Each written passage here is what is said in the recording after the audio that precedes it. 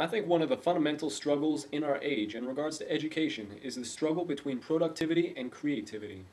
First, I'd like to start off and ask you, what do you think the source of America's wealth is? Why are we so prosperous? If we look back into our history, we will see that it is not our natural resources, and it's not even how productive we are as a nation. No, the root cause of our prosperity is creativity. Some people may say that during the Industrial Revolution, we became very, very rich because we were industrious and we were productive as a nation. Well, on one hand, that may be true, but on the other hand, let me ask you this. Where did that productivity come from? It came from our advances in technology. Now, where did these advances in technology come from?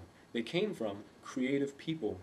Now, this matter of creativity is not isolated to only a few people throughout our history. If we look, we can see that not just thousands, but millions of people throughout our country have been creative and have contributed in a very significant way to the development of our country.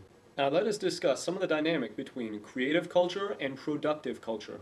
First of all, creativity and productivity have a very curious relationship. Not everything that's productive is also creative, and not everything that is creative is also productive.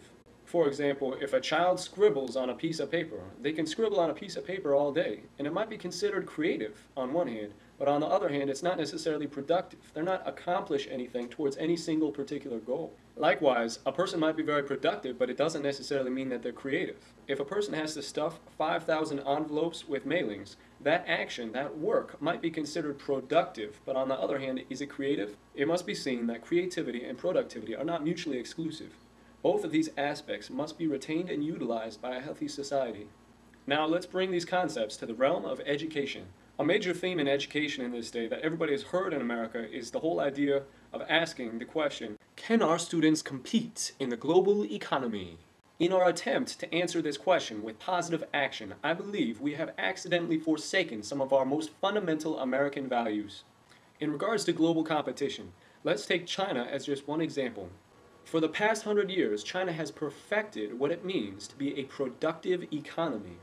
However, in order to procure an efficient and a productive economy, the schools of this nation had to limit their instruction to the simple virtues of productivity. It has only been within the past 10 years that China has made a big push to promote creativity in their schools. Therefore, it should be seen as highly ironic that the schools of our nations are increasingly seeking virtues of productivity over virtues of creativity. Statistics clearly show that only over the past 25 years, the assignment of homework as well as the enforcement of tests has increased dramatically. All these years, we have prospered because we have been creative. And now, all of a sudden, we want to become the productive nation of the world? Please.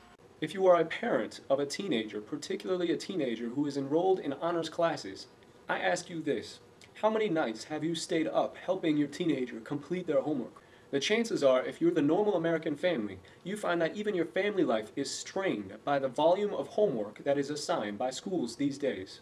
This represents a clear regression of our American values. So what happens? Why does this emerge in America?